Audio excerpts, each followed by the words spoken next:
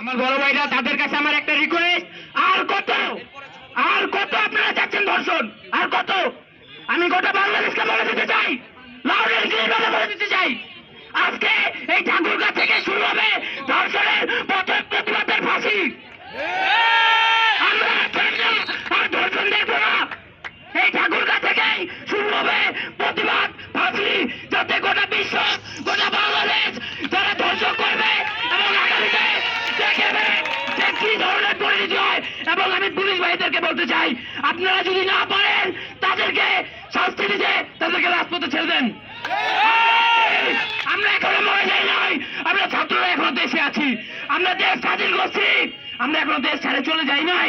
আপনাদেরকে লাউড ভাবে বলতে চাই, তাদেরকে দৃষ্টিমূলক শাস্তি দেওয়ার চেষ্টা করেন, যাতে অন্যরা মনের মধ্যে পুষে রেখেছে যে আমরা ধর্ষক করব, তাদের যেন ভয় হয়।